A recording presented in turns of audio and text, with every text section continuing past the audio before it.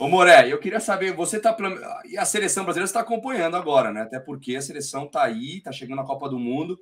Você chegou a dar uma olhadinha no jogo, porque foi Cara, 1-0, né, contra o Japão, cara. E assim, tá sendo um teste meio fraco aí, né? Eu tô acompanhando meio de longe, tá? Se você me pedir opinião de seleção brasileira, não tem para dar. Hoje eu tava na academia de manhã fazendo um corre, deu uma bisoiada, que a gente dá uma bisoiada, né? E, enfim, não sei te falar o que eu achei do jogo, mas o que eu penso de seleção brasileira, cara, eu sou um pouco contestador, tá? Eu quero depois saber a opinião de vocês. Eu penso o seguinte, existe um distanciamento tão grande, tão grande. Veja, hoje de manhã, segunda-feira, teve um jogo da seleção brasileira. Hoje de manhã teve um jogo da seleção brasileira. Então, assim, ó, ficou tão banal acompanhar a seleção brasileira, ficou tão banalizado, o que antes era uma simbologia tão grande, cara. O jogo da seleção, meu irmão, você tá louco, mesmo amistoso, você queria ver os grandes ídolos jogarem. Por quê? Por conta do distanciamento promovido. Seleção brasileira, no meu entendimento, deveria ser orgulho, deveria ser representatividade, deveria ser aproximação com a plateia, com a audiência. Tudo que não é. Por quê? Porque tudo que é priorizado em relação às apresentações da seleção brasileira estão vinculados a compromissos que não atendem à essência do todo. Futebol é a alegria do povo, não é? Futebol não é a alegria do povo? Ainda é a alegria do povo, não é? Então, por que a maior representação que o Brasil já teve em todos os tempos de um segmento, que é a seleção brasileira de futebol, está tão distante do povo? Minha opinião, a seleção precisava jogar pelo menos 3, 4 vezes por ano no Brasil, para o público, com um ticket baixo. O jogador que é convocado para a seleção, que ganha fortuna, deveria sim ficar 3 horas atendendo o público, tirando foto, dando autógrafo, deveria fazer ações beneficentes em comunidades, deveria representar assuntos que fazem sentido para o povo brasileiro. É a minha opinião. Aceito contestação. Não sou o dono da verdade. É só a minha opinião. Eu acho que esse distanciamento... Então, assim, quem joga na seleção hoje? Quem é jogador consagrado? Onde? Lá fora. Que sequer sabe como é que estão os estádios do Brasil, que sequer sabe como é que está a condição brasileira, do povo brasileiro. Cadê a aproximação, bicho? O jogador tira foto com o torcedor? Não tira. O jogador é próximo do torcedor. O jogador faz ações de promover. Cara, é isso que eu acho que tinha que ter. É um culto comportamental de aproximação entre os heróis da seleção brasileira e o povo, para que essa identificação exista. Então, assim, o que eu vejo é um cenário totalmente distante entre jogadores que, sim, têm o seu valor. Puta merda, eu não estou criticando os jogadores, tá? Eu estou criticando a máquina que atua como um todo na condução desse processo de aproximação do futebol da seleção brasileira com o povo. E vou além. Vocês já pararam para pensar que nós não temos uma próxima geração de treinadores? A gente vê uma geração de treinadores argentinos, de treinadores portugueses. Por quê? Porque não existe um investimento na formação de novos treinadores. Então, hoje muito se discute sobre futebol, nessas mesas redondas, num formato que eu acho ultrapassado. Vocês já pararam para pensar que uma emissora, por exemplo, eu vou gerar uma provocação, a Globo não poderia muito bem fazer um investimento na formação e no debate público em relação a programas de novos treinadores? Em que sentido? Você imagina se uma parceria entre Globo, CBF, grandes empresários, algumas marcas, promovesse um hub em que a gente pudesse pegar um grande treinador, um ícone. Vamos pegar o Pep Guardiola. Traz o Pep Guardiola para o Brasil, tá? Para dar um refresh aqui. Ele não sai do City.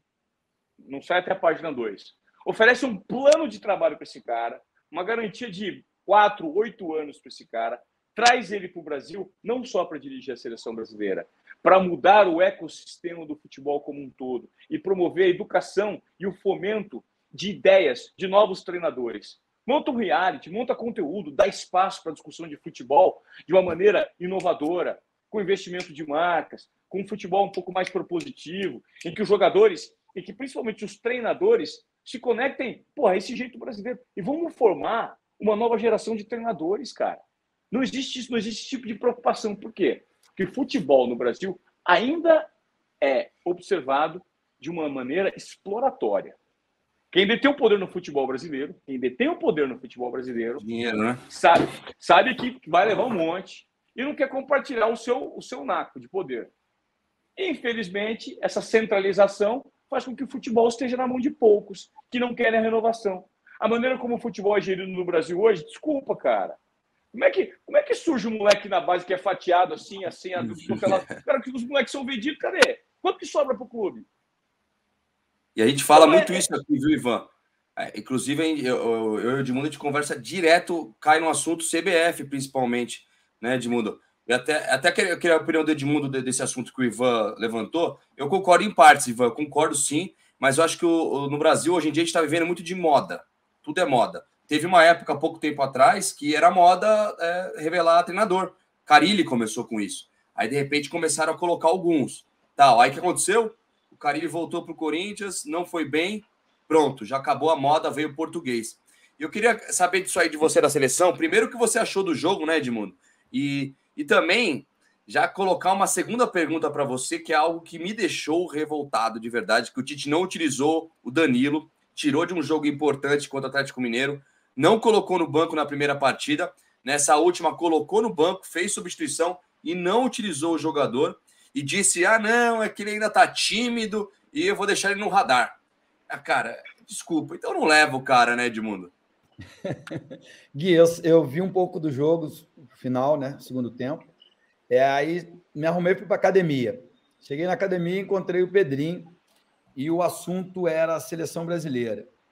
E eu deixei o Pedrinho falar, ele falou, nós temos o melhor goleiro do mundo, nós temos o melhor volante do mundo, agora tem o ponto esquerda mais driblador do mundo, que é o Vinícius Júnior, temos o Neymar, que se quiser acaba com o jogo, não sei o quê, e todo mundo acha que a seleção brasileira é ruim.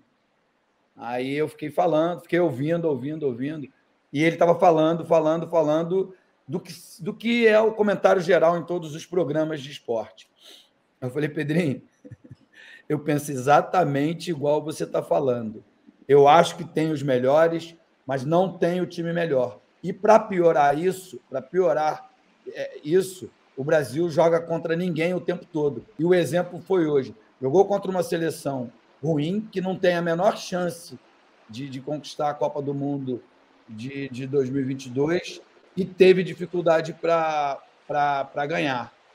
Aí ele se espantou, porque a gente sempre pensa da mesma maneira. A gente tem pensamentos muito, muito parecidos.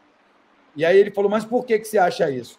Eu falei, porque a fórmula de jogo do Tite não me agrada. Ele encaixota o centroavante no meio dos zagueiros, abre dois extremos e sem a liberdade de expressão, muito mais com a preocupação de voltar para marcar do que propriamente de drible lá na frente, que acaba com as linhas. E aí, quando pega um adversário que sabe se fechar, acontece, mesmo sem ter qualidade. O Japão não tem qualidade técnica para ganhar do Brasil, mas tem dificuldade de vencer. Então, aí ele falou assim, você acha que a Alemanha joga contra a Macedônia, o Equador é melhor que a Macedônia. Eu falei, eu não conheço a Macedônia, mas certeza tem jogador na Macedônia que jogam em grandes times da Europa. E tem poucos equatorianos que jogam nos grandes times. Os equatorianos bons jogam aqui. Enfim, foi uma discussão que eu não acredito que o Brasil... Agora, como são 7 jogos, já falei aqui anteriormente, fui a 4 Copas do Mundo, né? Uma como jogador e 3 como comentarista. Minha visão mudou completamente. É um torneio que o Brasil tem obrigação de jogar os 7 jogos, pela sua grandeza, e 3 são muito fáceis. 3 são muito fáceis, que é a primeira fase. E aí a chance de embalar nesses 3 primeiros jogos e conquistar a Copa do Mundo, como aconteceu em 2002, muito no brilho individual, uma defesa sólida, e o brilho individual do Ronaldinho Gaúcho, do Rivaldo e do Ronaldo Fenômeno, Então, a força da camisa amarela, eu quando joguei na Europa, joguei na Ásia, foi extrema, de fato, quando encontram a camisa amarela pela frente. Mas eu não vejo o Brasil jogando um futebol que me convence que ele é o grande favorito. Até por falta de comprometimento por tudo isso que foi falado com o Ivan Moré. A Copa acaba, dessa vez vai acabar no meio da temporada, mas a Copa acaba, a maioria dos atletas pega o voo fretado e volta para os seus países. Ninguém volta aqui para o Brasil para ver a tristeza do povo, entendeu? Então, assim, a seleção se distanciou mesmo. Esses amistosos que foram vendidos só atendem os anseios dos empresários e da CBF, entendeu? E aí, como a Globo, que tenho lá minhas ressalvas, como ela é favorecida, né, porque ela passa os jogos de forma exclusiva, ela não reclama. É bom para ela, mas não é bom para o povo. Exatamente, perder um pouco desse sentimento. Eu sinto isso. Inclusive, o Flávio Prado até colocou um vídeo muito interessante disso hoje, eu estava assistindo antes de começar, falando disso, porque a seleção, mesmo com os números espetaculares que o Tite está conseguindo, né? Mesmo assim, sendo uma das favoritas para a Copa, não tem mais aquela proximidade que a gente tinha até 2006, 2010. De 2010 parece que ladeira abaixo.